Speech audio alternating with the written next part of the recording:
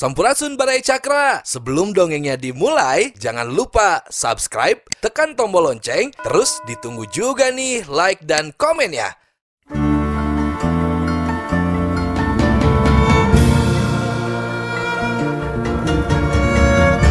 Baraya Cakra, parantos waktosna 80,5 FM Radio Cakra, midangkeun dongeng Sunda Dora-Dori.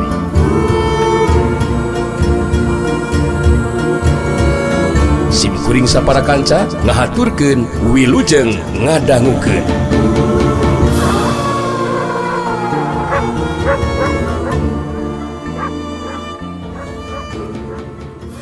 Durug-dug kajilang sawuk wus.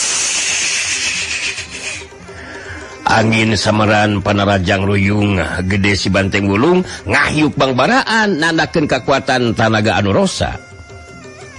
Nyai Darawuni si pedang bayangan ngan sak jerat di sepina tempat. Ruyung gede si banteng wulung saukur ngababu ke tempat anu kosong. Sawuk wus culat plos. Nyai Darawuni teka nyahuan besar pedangna saking ku cepetna gerakan anu dilakukeunana. Harita mancu dina tangtunganana dina kayaan dengan katuhu geus nyekelan pedangna anu ngakurilap matak serab anu ningali. Maneh ngasauk gede nafsu jeung rasa tanaga anu luar biasa banteng gulung. Kula moal make kudu ngarubuhkeun jalma seperti maneh banteng. Wah, bangsat, jangkar kehead, rangsakeun sia. Durug-dug kajulung si banteng ulung maju dina rajang. Nyai Darawuni si pedang tanpa bayangan ngacoret luncat mapag panarajang nu jadi lawan. Heu kulap tang koleweng cari jeg. Ruyung gede si banteng ulung ngoleweng kagigir waktu ditakis ku pedang lawan. Malah si banteng ulung ngajari jeg mundur ka tukang nanakeun kekuatan tenaga lapisan Nyai Darawuni anu hebat. Sameme si banteng ulung anu ngacari jeg bisa masukeun kuda-kudana, harita Nyai Darawuni geus ngagajeng luncat badana ngalayang kaluhur. Saterusna sapasang sukuna pilihkeun tinggal cejak kana dadana si banteng ulung. Si banteng ulung ngagajeng ngalayang. Dak das. Kakuatan talaga lapisan Nyai Darawuni anu marengan kana cejekan sapasang sukuna kana dadan si banteng ulung. Ngabalukarkeun si banteng ulung ngageronahan ka nyeri anu saterusna ngacengkang terus ka bangkieun ka tukang. Cengkang kebruk. Si banteng ulung ngakebruk diuk dina taneuh bari sumengirnahan ka nyeri dina lebah dadana. Jorela cilung cergedeg. Si jari sakti mancuh nangtung digigireun si banteng ulung anu diuk nangunjar teu bisa buru-buru hudang. Si jari sakti ngaret ka si banteng ulung bari ngomong lalaunan. Wayahna ulah dipaksakeun neruskeun tarung teng. Nyai Darawuni boga kekuatan tenaga lapisan anu hebat teng. Akang sorangan cantang tu bisa ngimbangan kemampuan ilmu silat jeung kekuatan tenaga lapisan Nyai Darawuni. Sok udang teng. Mundur heula teng.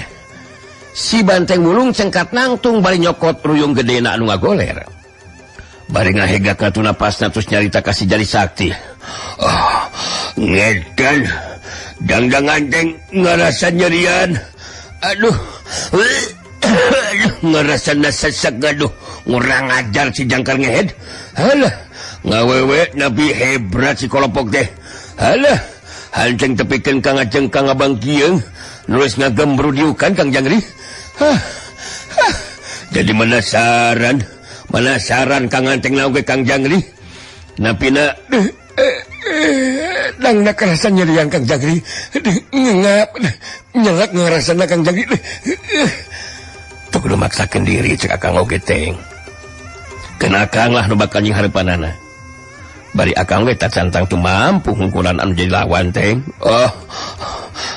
Ngati-ngati sing mamas pada Kang Jangri, sing mamas pada mokona mah mudu ngunggulan Kang Jangri lah. Kang Jangri ngulah nepikeun ka ngeleh jang-jantenan Kang Jangri. Kang Jangri kudu ngunggul. Nganceng arek munduran we. Mudu ding wangrah eta si jangkar kehet si Dangra Unian teh Kang Jangri. si Banteng Wulung mundur ngajauhan. Nyai Darawuni si pedang bayangan netep seukeut kasih jari sakti beritus carita. Kesuatuna urang kudu adu hareupan ijen jajaten jari sakti. Kula geus mineng akenging aran Andika.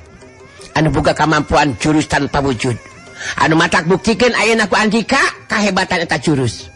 Anu jelas catatan rahasia jurus pedang tanpa wujud kudu kapimilik ku dari kula jari sakti.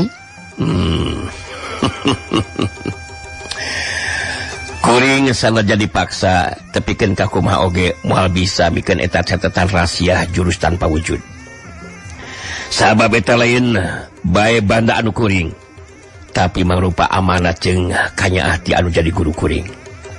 Jadi salah kacida mun Nyai Darawuni keukeuh rek maksakeun karep jeung kahayang rek ngarebut hakna jalma anu sejen. Andika geus teu kudu nyalahkeun sagarupa jari sakti. Geus teu kudu loba catur tanpa bukur. Urang buktikeun kamampuan dari masing-masing ayeuna mah jari sakti. Hebat mana antara ilmu silat pedang payangan jeung jurus pedang tanpa wujud? Ya, ari keukeuh peteukeun seperti kitu mah taya bayana. Kuring geus teu boga dipilihan ka jabati kudu ngabela diri. Sabab memang sakuduna kudu ngabela diri. Memang sakuduna ngabela diri.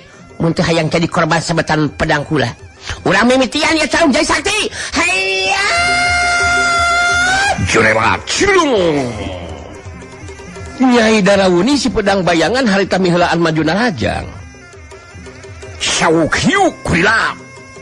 Pedangna anu seukeut ku gurilapan. Meh henteu katuturkeun ku kaseuketan panon anu jadi lawan. Tapi si jarik sakti ge henteu kapalingan gerak. Pikeun ngimbangan daya panerajang lawan, si jarik sakti ngagunakeun ilmu pangenteng badan sapinuhna jeung jurus pedang tanpa wujud. Dua jirim ting joela tina gerakan anu sarua cepetna. Sabetan jeung samberan pedang tanpa pedang Nyai Darawuni si pedang bayangan. Sababaraha kali bantrok jeung angin samberang pedang tanpa wujud. Nimbulkeun sora anu ngabrentrang, sawuk rilap, seut ser, hush, tang. Si jari sakti jeung Nyai Darawuni pada marancu dina tangtunganana masing-masing. Bari merhatikeun kanu jadi lawan Nyai Darawuni harita ngupat dina jero hatena. Jurus pedang tanpa wujud memang hebat. Si jari sakti saukur ngagerakeun curug katuhuna mampu ngaluarkeun angin samberan panarajang. Najan teu katingali kolebata pedang, tapi mangsa angin samberan nakis pedang aing bisa nimbulkeun suraan ngabrantrang. Teu beda ti bantrokna dua pedang. Keur aing jadi beki tambah kuat ya dorongan pikeun bisa ngawasa jurus pedang tanpa wujud. Catatan rahasia jurus pedang tanpa wujud. Kudu bisa kapemilikku dari aing. Sedengkeun si jarik sakti ge harita sarua ngomong dina jero hatena. Jurus pedang tanpa bayangan memang hebat. Cacakan muncan nyangking jurus pedang tanpa wujud. Jeung ilmu pangenteng badan anu bisa ngimbangan kacepetan lawan. Bisa dipastikan aing bakal kawalahan. Malah geus moal make kudu lila ge bakal rubuh dina kayaan tatu. Ilmu silatnya Darawuni memang teu bisa dianggap enteng. Aing kudu leuwih hati-hati. Kudu leuwih asa kitungan mun kayak kieu mah. Rengah bala ngasaleutik we bisa cilaka. Nyai Darawuni musirkeun panetripna ka si jai sakti bari tos nyarita. Jurus pedang tanpa wujud digunakan ku Andika lumayan hebat jai sakti. Tapi tarung anu langsung tacan naon-naon. Kula tacan ngagunakeun jurus-jurus andalan anu baris mampu ngukuran ajem pangarti ilmu silat Andika jai sakti. Ya, mudah-mudahan we. Eta carita Nyai Darawuni teh bisa jadi kenyataan. Mun nepikeun ka dina seuhna kuring kasoran eleh jajaten, nya eta mah geus lumrah. Geus lumrah jadi katangtuan pikeun anu keur ijen jajaten. Anu penting kuring geus upaya sakuatan naga pikeun ngabela diri. Dari anu matak aman jeung matak salamet mah leuwih hade memang teu tarung. Urang memang teu kudu tarung mun catatan rahasia jurus pedang tanpa wujud dipasahkeun dibikeun ka kula jadi sakti. Lantaran kekeh moal dibikeun, kula ngalakukeun tindakan paksa. Kuring mah nya kudu mamawa eta catatan rahasia jurus pedang tanpa wujud atuh Nyai Darawuni. Baik lagi kenaon dibabawa da puguh ilmu nagis bisa kacangking. Teu kudu sombong. Urang teruskeun tarungna jadi sakti. Tadah ye. Heya. Curelacung Nyai Darawuni si pedang bayangan miheuaan deui majuna rajang. Kacepetan gerak jeung daya panarajangna leuwih dironjatkeun. Ngagunakeun jurus anu leuwih ampuh. Si jari sakti bisa ngarti anu jadi lawan hayang bisa gancang ngarubuhkeun dirina. Si jari sakti ngimbangan kecepatan panarajang anu jadi lawan. Dua cirim pating curelat deui lir upama dua kalangkang anu pilihkeun tinggal pendung panarajang lawan. Sabetan jeung sameran pedang Nyai Darawuni dibendung ku angin sameran pedang tanpa wujud. Kitu deui panarajang balasan ti si jari sakti marupa angin sameran pedang tanpa wujud dibendung ku pedangna Nyai Darawuni. Satiap bantrokan pedang jeung angin sameran pedang tanpa wujud harita nimbulkeun sora anu ngaplentrang teu beda ti bantrokna dua pedang. Syauk rilap, syaut wustang. Waktu si jari sakti kakarek napak kana lemah. Harita Nyai Darawuni dina kayan badan masih ngalayang teu napak kana lemah ngagerakeun leungeun kencana. Naraja ngagunakeun senjata rahasia namang rupa mutiara cucuk. Mutiara tapi carucukan. Dina ngagunakeunana tangtue ngabutuhkeun kamampuan anu khusus. Tilu mutiara cucuk ting sayut silih susul ngarah kana anggota badan lawan. Si jari sakti ngaranju kaget sabab teu nyangka nu jadi lawan bakal ngagunakeun senjata rahasiana. Rikat harita si jari sakti ngacurelat luncak ingkahan datangna senjata rahasia paling ngagunakeun jurus pedang tanpa wujudna. Syaut, syaruk, syar, sar, curelat, cilung, syaut, wush, curelat, ting, ting, ting.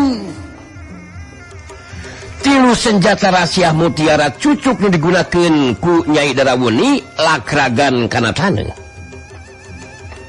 Disabat ku tilu angin sameran pedang tanpa wujud. Dua jirim pada marancuhkeun di tangtunganna masing-masing. Nyai Darawuni si pedang bayangan jadi beuki tambah panasaran. Sabab panarajangna tacan aya anu bisa keuna kana sasaran. Nyai Darawuni musirkeun paneutupna ka si jari sakti bari ngomong sorangan dina jero hatena. Nyata jurus pedang tanpa wujud digunakeun ku si jari sakti. Teteh bisa dianggap enteng. Senjata rahasia mutiara cucuke teteh lah bisa diungkulan ku si jari sakti. Ku aing geus bisa dibayangkeun. Mun ilmu silat pedang bayangan bisa digabungkeun jeung jurus pedang tanpa wujud. Bisa dipastikan aing bakal jadi jawar wanita anu tanpa tanding. Jadi tambah penasaran ya. Hayang nyaho tapi pikeun ka mana kemampuan ilmu silat si jari sakti. Ningali Nyai Darawuni si pedang bayangan kalah ka ngahulang. Harita si Banteng Wulung nyarita semua anu ngagero mapanas ka Nyai Darawuni. Woi! Dang Rawunian! Lain ngalah kahulangan itu sejangkar kehed. Ngasok neruskeun dai narungna ngurang acar. Si belako kujubar. Lamunan bener jurus bedang bayangan hebrat. Mudu bingsa ngelekeun si Kang Jangri sia. Lamunan henteu bingsa ngelekeun mah ngeusweun teu mudu bayangan-bayangan jadi jangwara wanitaan sakolopok, golopok. Ngasok teruskeun narungna sa Dang Rawunian. Nyai Darawuni Teukuran nyelang ngaret ka sakideung kalabasi Banteng Wulung. Terus musyrikeun perhatian kasih Jari Sakti. Sedengkeun si Jari Sakti bari merhatikeun anu jadi lawan. Harita ngupat dina jero hatena. Nyai Darawuni memang lawan anu ngabayakeun. Sabab dengan saukur boga kemampuan ulin pedang anu hebat. Tapi main oge bisa ngagunakeun senjata rahasia. Waktu lagrag kana taneuh bisa katingali eta senjata rahasia teh marupa mutiara anu cucukan. Anu pasina oge ngandung warangan atau racun. Mun aya anu kena kana ngauta badan. Tang tu bakal ngabayakeun nah. Aing kudu leuwih hati-hati mun kaya kieu mah ye. Nyai Darawuni bari ngabangun pasangan harita terus nyarita kasih Jari Sakti. Kemampuan Andika lumayan oge Jari Sakti. Senjata rahasia mutiara cucuk anu digunakeun ku Deuri Kula teu mampu dibendung ku Andika. Tapi ulah bakal ngarasa geus menang angin Jari Sakti. Ieu tarung tacan lekasan Indonesia. Jurus-jurus pedang bayangan simpenan masih tacan digunakeun ku Deuri Kula Jari Sakti. Si Jari Sakti nangkep ka Nyai Darawuni bari terus nyarita. Ilmu silat pedang bayangan memang hebat. Kitu deui keahlian Nyai Darawuni dina ngagunakeun senjata rahasia mutiara cucuk. Ngan hanya akal. Kemampuan ajen pangarti anu kacangking teu dipake pikeun maksakeun karep jeung kahayang anu henteu dina tempatna. Teh kudu loba carita si Jari Sakti. Tadah jurus pedang Kingkilaban. Heya! Jurelat Cilung. Nyai Darawuni mihlaan di majuna raja ngagunakeun jurus simpenanana anu arang langka digunakeun mun henteu ngayonan lawan anu berat. Si Jari Sakti bisa ngarti anu jadi lawan panarajangna leuwih dironjatkeun. Si Jari Sakti ge harita sarua ngaronjatkeun kemampuan dirina. Meh sapinuhna ngagunakeun kakuatan tanaga lapisana. Sarta ngagunakeun ilmu pangenteng badan sapinuhna. Dua cirim harita ting Jurelat be. Jurus pedang Kingkilaban anu digunakeun ku Nyai Darawuni memang hebat. Pedangna lir upama jadi sababaraha hiji. Angin sameran panarajang pedang tanbah kuat nebak kana badan anu jadi lawan. Runtuyan panarajang Nyai Darawuni bangun anu teu mereka sempetan pikeun anu jadi lawan. Orokaya si Jari Sakti ge memang teu mikeun mun nepikeun ka kudu kapalingan gerak kabeunangan ku panarajang lawan. Si Jari Sakti ngagunakeun jurus pedang tanpa wujudna. Ngabendung datangna runtuyan panarajang anu jadi lawan. Sawuk hilap.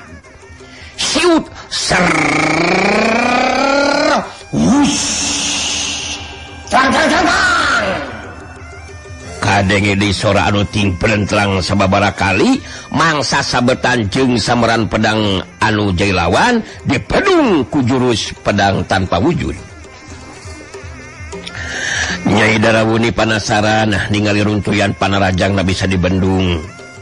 Harita gancang ngagunakeun senjata rahasia mutiara cucukna. Tilu mutiara cucuk ting sariut ngapresur ngarah kana anggota badan si Jari Sakti. Tapi si Jari Sakti ge rekat harita nyingkahan senjata rahasia mutiara cucuk anu ngarah kana tarangna. Sedengkeun dua deui anu ngarah kana dada jeung beheungna dibendung ku angin sameran jurus pedang tanpa wujud. Siut, syuruk, cilung, pras, wush, tring. Dua mutiara cucuk lagrag kana taneuh. Nyai Darawuni geus reka cerat luncat nusu tepus ku panarajang susulan. Tapi kapiheulaan ku si Jari Sakti anu males narajang. Angin sameran pedang tanpa wujud ngarah kana dada lawan. Rikat Nyai Darawuni ngadengdekeun badanna ka beulah katuhu. Sanajan bener angin sameran pedang tanpa wujud teu kena kana sasaran, tapi baju dina lebah tak belah kenca Nyai Darawuni jadi soek. Siut serrrr hus kilok berat. Nyai Darawuni ngagerok kaget. Baju dina lebah tak belah kencana soek. Bari mancukeun tangtunganana harita Nyai Darawuni ngasupkeun pedangna kana salangkana anu ngacaplok dina tonggongna beutus nyarita. Cukup Jai Sakti. Urang cukupkeun nepikeun ka dieu heula taruna. Kula lain nganu harti ngarasakeun jajaten ku Andika Jai Sakti. Tapi masih kena aya waktu jeung kesempatan anu sejen. Pikeun masikeun saha anu leuwih punjul di antara urang duaan. Ayeuna kula rek pamit. Hayat! Curela cilung. Nyai Darawuni si pedang bayangan harita ngajurelak ini tinggalkeun eta patempatan. Ningali Nyai Darawuni kalaka ini kabur harita si Banteng Wulu ngagero. Woi! Ngantong Kang Puran siap golobog. Mana teh ka mana sadang rawunian? Urang ngajar. Ngelah ka ngedat ninditan sia kawasuheuh we pepedengkreng sia si brewek. Ngarek Kang Bur Kang Manas ya disusul sakungurang. Si Banteng Wulung geus rek ngadurug-dug lumpat nyusul anu kabur. Tapi jadi kana glengkahna sabab ngadenge sora si Jai Sakti. Keun wae antapkeun teu disusul sarupa teng, keun bae antapkeun. Anu mata kerja kinit oge memang geus teu hayang neruskeun tarungna teng, keun bae antapkeun teng. Wah, napina eta si Darawunian teh urang ajar Kang Jangri. Wah, makin ngejeng ngarek penta paksaan nyatetan rahasia jurus pedang tanpa wujudan ngalang upah si brewek yengled. Sing urang ajar. Si Jari Sakti tengah jawab caritaan si Banteng Wulung. Sabab harita kadenge sora Nyai Darawuni si pedang bayangan anu ngagunakeun ajib pameling ngirimkeun sora jarak jauhna anu ngan saukur kadenge ku si Jari Sakti sorangan. Kalau kumaha oge. Catatan rahasia jurus pedang tanpa wujud kudu dibikeun kana di kula Jai Sakti. Sabab pamajikan Andika si Anikanti ge tibaba ku murid kula anu neulah wikalpa. Tibaba ka tempat pademukan kula di Pasir Macan. Jadi mun pamajikan Andika hayang salamet sarta dibebaskeun, Andika kudu ngutus jalma bari mawa catatan rahasia jurus pedang tanpa wujud. Ingatkan, mun eueuh anu datang wayahna mun si Anikanti pamajikan Andika bakal acal dibinasa. Ingatkan, anu mikeun Andika ulah coba-coba datang cukup nikah ngutus jalma bari mawa catatan rahasia jurus pedang tanpa wujud teh. Bisi teu percaya buktikeun ku Andika ka pilemburan. Nah bener si Anikanti eueuh di imah. Kada kumaha oge catatan rahasia jurus pedang tanpa wujud. Kudu kapi milikku dari kula.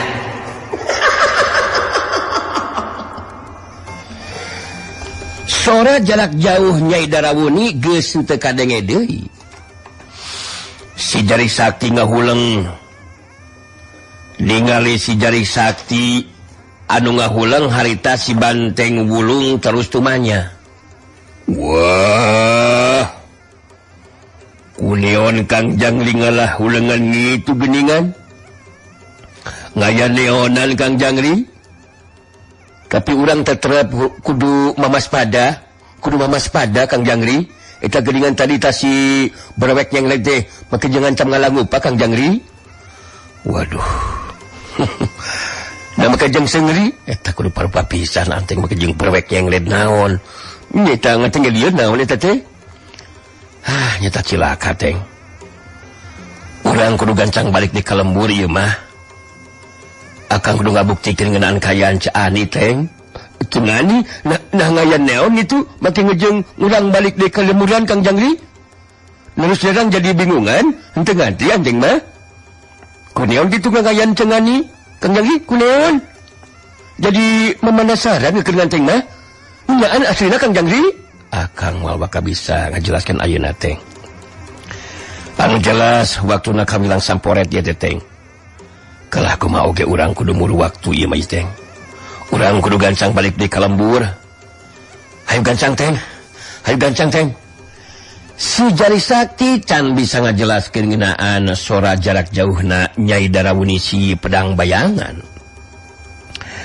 Si Jari Sakti jeung si Banteng Wulung terus lumpat eureun-eureun hayang gerak tepi ka dusun Panemong. Pang-pang nama hayang ngabuktikeun kaayaan Anikanti. Teka catur di jalana waktu datang ke dusun Panemong. Harita si Jari Sakti jeung si Banteng Wulung muru ka imahna Ki Sancang. Kaget pacampur jeung bingung si Jari Sakti dina waktu harita. Sabab caritaan Nyai Darawuni si Pedang Bayangan tetela bener. Anikanti teka sampak di jero imah. Anu pugu malingali Ki Sancang nu keur nyandangan tatu di jero digugulung kutil urang lalaki warga pangeusi lembur dusun Panemong. Malah salah saurang warga di antarana harita nyaritakeun ngeunaan Ki Sancang anu tarung ngayunan jalma anyar pinanggih ngakukeun wikalpa muridna Nyai Darawuni si Pedang Bayangan anu saterusna Ki Sancang rubuh nyandangan tatu di jero. Sedengkeun Anikanti dilumpuhkeun terus dibawa ku wikalpa. Si Jari Sakti ngarahu dina jero hatena sabab henteu nyangka bakal ngaranapan kajadian anu saperti kitu. Si Jari Sakti ngomong sorangan dina jero hatena. Aing bener-bener geus diperdaya ku Nyai Darawuni. Caritan marehna anu ngirimkeun surat jarak jauh teh telah bener geuningan. Kabuktian Anikanti memang eueuh. Dijadikeun jaminan atawa sandra mun kaya kieu mah. Tapi aing memang kudu hati-hati. Dina ngalakukeun tindakan nyusul ka Pasir Macan. Tempat pademukanna Nyai Darawuni. Sabab ayeuna geus beri ancaman. Anu penting keur maehna mah hayang ngapi milik catatan rahasia jurus pedang tanpa wujud. Berat oge ieu masalah teh. Kitu kajadian anu lumangsung di dusun Panemong dina waktu harita. Pikeun si Jari Sakti tang tuwe kudu asak tinimbangan dina ngalakukeun tindakan. Sabab ancaman Nyai Darawuni si Pedang Bayangan bisa wae bakal jadi kenyataan. Urang tinggalkeun heula kaayaan si Jari Sakti baraya. Caturkeun di tempat sejen waktu Sanca Dawuk datang ka imahna. Amu jeung Abah Johar ngabagiakeun anu datang. Sangeusna silih bagiakeun sakumaha mistina. Bah Johar langsung tumanya marukanana Sanca Dawuk teh rek minta tulung tatamba ubar meureunana. Ge. Abah debet asa lembe tepak sareng saira mah. Dupi salira teh saha teh aya teh nya. Kuring anu katelah Mas Sanca Dawuk bah. Sanca Dawuk. Datang ka dieu memang aya kepentingan ieu teh bah. Oh. Sumuhun mangga. Dupi anu henteu damang teh saha gitu. Muhun anu munut lanong ti Abah teh saha punten ya punten. Abah langsung naros. Amu Johar milu nyambungan caritaan anu jadi salakina. Ih, nyamaning keneh kitu gasik ditampi gancang ditarima bari ditalek. Bisi ngahaja datang di tempat anu anggang. Cunukna ka dieu lumaku ti anu jauh. Sanca Dawuk ngabagikeun panetepna ka Amu jeung Bah Johar teu lilatus carita deui. Perlu dikanyahoankeun ku Bah Johar. Kadatangan kula dina waktu ayeuna lain rek menta ubar bah. Lain rek menta ngubaran. Anu jadi dulur, tapi kuring memang aya kepentingan bah. Anu benar-benar penting pisan ya teh bah. sumur banget gelas saurkeun bade aya naon gitu ari sanes bade mulut landong mah kieu bah kuring bah keur neneangan jelema anu ngaran Jaka Sinangling kudan pokona mah henteu kudu disumput saidongkeun bah pecakeun aya di mana ayeuna eta si Jaka Sinangling sok gancang terus terang ulah coba-coba ngapohong kalewek bah Bah Johar jeung pamajikanana silih teuteub. Sikap jeung caritaan Sancadabuk jadi kasar bet jadi nimulkeun kacurigaan pikeun Bah Johar jeung pamajikanana. Heula ieu. Dupi salila naon hubunganana ka Jaka Sinangling. Bet naroskeun ka Abah geuningan bontong loba bulat-bulit. Henteu kudu nyaho sarta nanyakeun naon hubungan antara dewek jeung Jaka Sinangling. Anu jelas eta jelema teh keur diteteangan ku dewek bah. Apan ku si datang ka dieu dibaba ku si Ayu Mangantilin. Minta tulung ka dieu ngan Bah Johar henteu mampu. Tah ayeuna si Jaka Sinangling aya di dieu atau di mana bah? Ningali sikap jeung ngadenge caritaan anu kasar saperti kitu. Bah Johar jeung pamajikanana beuki curiga. Amu Johar anu kadenge harita nyarita. Rupina mah lapat atuh Aden. Upami tumaroskeun Jaka Sinangling ka dieu mah lapat. Memang leres kantos ka dieu, tapi satu tasna salaki ambuh teu mampu ngubaran. Jaka Sinangling teh dicanak deui weh ku Ayu Manganti. Bah Johar gancang harita ngarojong caritaan pamajikanana. Tah sumuhun leres kitu Ade. Memang gitu bisa dah ngeunaan Ayu Manganti sareng Jaka Sinangling teh. Wayana gitu Abah mah henteu terang gitu lin. Sumuhun aya di mana dah ayeuna eta Jaka Sinangling teh lin. Sancadawuk langsung beungeutna jadi peum. Sorot panonna jadi beuki seukeut muncereng ka Bah Johar jeung pamajikanana. Si laing duaan montong coba-coba deuleng heureyan ka dewek. Tenyahoan aing murid Abah Ewon sia. Mustahil si laing Johar. Lamun nepikeun ka henteu nyaho aya di mana dina waktu ayeuna eta si Jaka Sinangling teh. Tong coba-coba ngulinkeun cai kawas ka budak rodek sia. Lamun si laing duaan henteu hayang cilaka, Johar. Dewek sing Sancadabuk lain budak leutik deuleu. Ngomong anu bener sia. Bah Johar jeung pamajikanana nyobaan nenangkeun geteran hatena. Maranehna duaan memang jadi kaketegan hatena ningali sikap jeung ngadenge caitan Sancadabuk anu bari jeung ngancam sagarupa. Tapi ari dibejakeun bet henteu merean di hatena sabab harita keneh watosna seep.